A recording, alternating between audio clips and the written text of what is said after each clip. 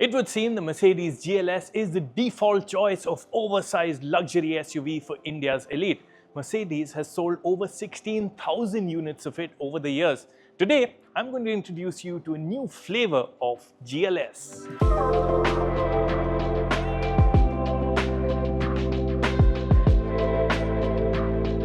This is the new GLS AMG line. Not to be confused with the full-on AMG GLS 63, the AMG line is a new variant that stands out for some AMG typical styling enhancements. To quickly run through the list, up front there's a sportier bumper that only amplifies the GLS's get-out-of-my-way look. There's also a new gloss finish for the massive grille that's part of a night package. Arguably, what makes the biggest difference to the look are the new 21-inch AMG wheels. They look smashing even on the super tanker-sized GLS. Subtler details on the AMG line include a body color finish for the wheel arches and side sills.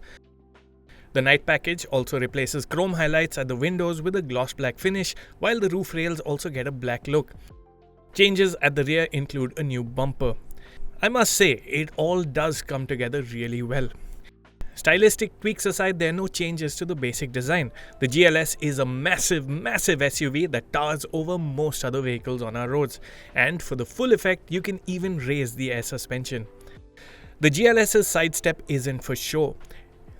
You'll need it to make your way inside. That AMG-ness is actually quite restrained inside the GLS AMG line. In fact, it's only restricted to the steering wheel. Now, the steering wheel is what AMG calls a sports steering wheel, so you get two spokes on either side of the steering boss. It looks really nice. Now, both of the spokes include touch panels. As we've reported in the past, they're not the best to use, but you do get used to the sensitivity as you drive the vehicle more, and then it becomes quite easy to use functions on the digital dials as well as on the touchscreen right from the steering itself. The other AMG sporty bits come in the form of a brushed finish for the pedals. Now, this very test car is specced with a black on brown upholstery theme. Were I speccing my own GLS AMG line, I'd have gone for an all black look. I think that would have been more in line with the AMG-ness that is intended from this model. Now, in other ways, the GLS AMG line is no different to the standard GLS, which means this is a really high-end interior, very nicely finished, and I really like this Maybach-like piping on this panel on the dashboard as well. It's not to everyone's liking, but it's something I quite dig. Tech-wise, up front you get digital dials again, like the newest lot of Mercedes. Very nice to use, very vibrant in the colors. You get lots of themes to choose from, and the touchscreen itself very nice again, packs in wireless Android Auto, wireless Apple CarPlay. There's connected tech. You can do lots and lots with the screen, and touch sensitivity is really good. You also have the option to use this touch pad to control certain functions. So on the whole, a very nice user interface. I'm happy to report, however, that the AC controls are proper physical switches and work with a very satisfying click. The screen does control a whole lot of functions like ambient lighting. Camera quality is also fantastic across the board, and it should be because parking the GLS is no easy task. There's a transparent bonnet function too that gives a view of what's under the car, helpful when you're unsure of the surface below you. As you'd imagine, the GLS's driver's seat really feels like the seat of power.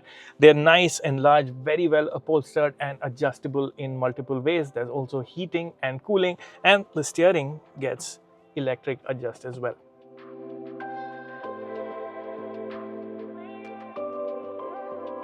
Over to the second row. Now, for the GLS's typical clientele, this will be the seat of most interest. This is the boss seat, and true to boss seat tradition, it packs in a whole lot of settings. I'll talk of the seat settings first. So everything is powered. So you get powered headrest, powered backrest recline, and you can even take the seat forward and backward to make more space. Then there is the option to push the front passenger seat forward at the touch of a button should you need more space.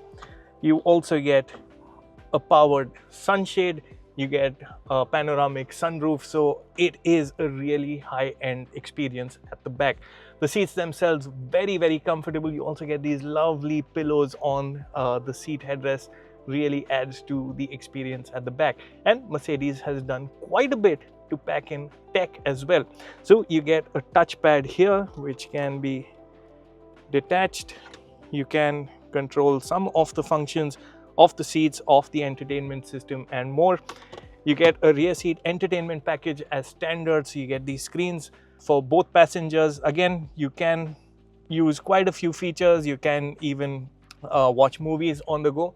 One problem with the screens is that they are a bit fast set, which means they reduce the sense of space to an extent, but in a cabin so large, it's not that big of a deal. Pumping the soundtrack for any movies or music that you might be listening to is this beautiful Burmester sound system. It really has quite a lot of punch. When it's a full house, you can fold this large center armrest back and create space for a third passenger. Now this seat is large enough to accommodate a average sized adult, but you will have to contend with this center console that extends quite a bit back. Worth mentioning is that unlike the BMW X7 that can also be had with a pair of individual chairs at the back, the standard GLS only offers a bench. For the captain's chairs experience, you'll have to double your budget and go all out for the Maybach GLS.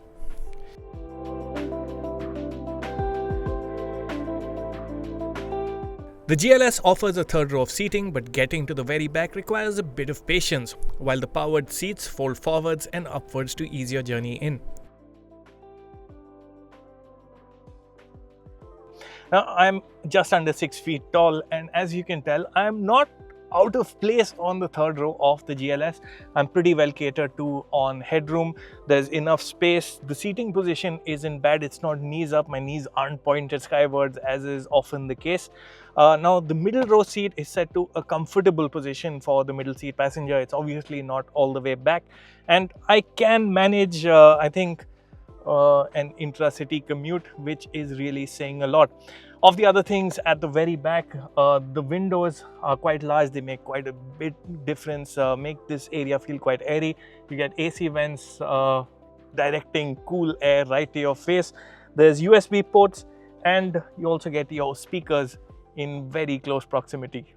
Behind the third row of seats, there's enough space for a few small bags. Folding down the third row creates enough room for suitcases, and there's also power fold for the second row that opens up cargo van levels of room. Time to get moving.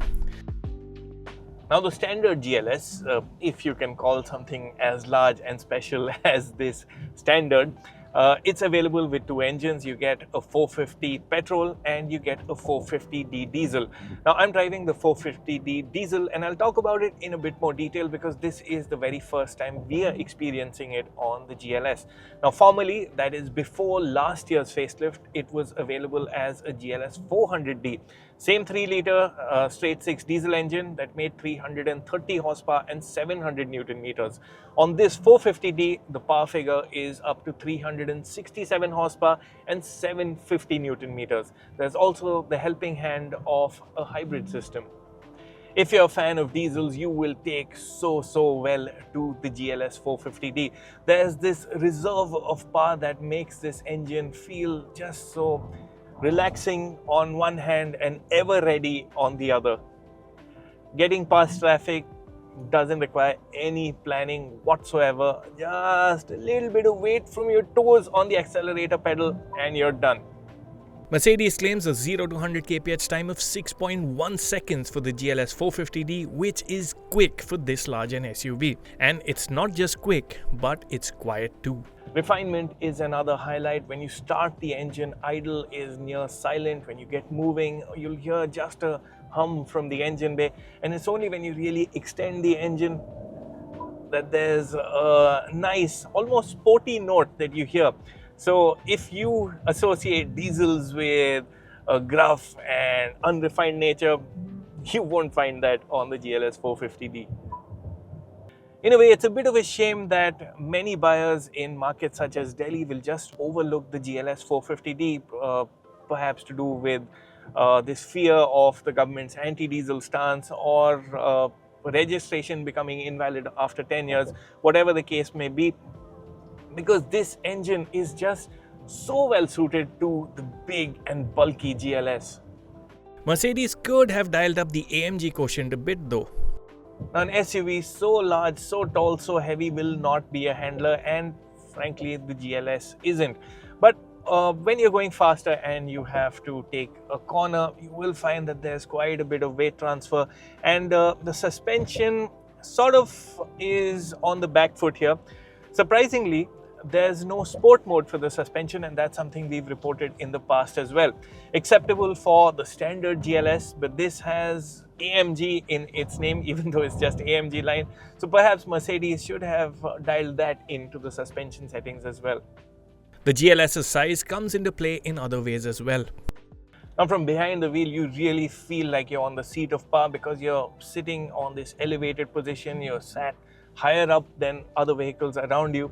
The trouble is that there's no getting around the GLS's size, and this becomes a particular issue when you're driving in tight confines and when you need to find parking, because most parking spaces will not be able to accommodate a vehicle of this size.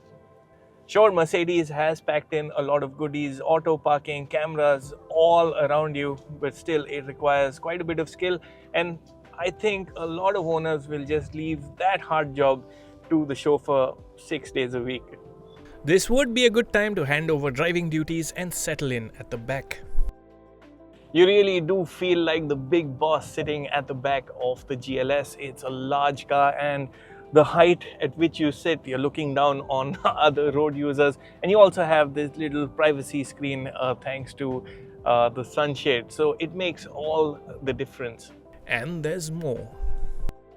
What you'll really like about the rear seat experience is the sense of calm that you get inside. It's really chaotic outside, but I'm hearing a fraction of the sounds, the horns, the just general ambient noise. Very little of it filters into the cabin, and even the engine at its loudest is a distant hum away.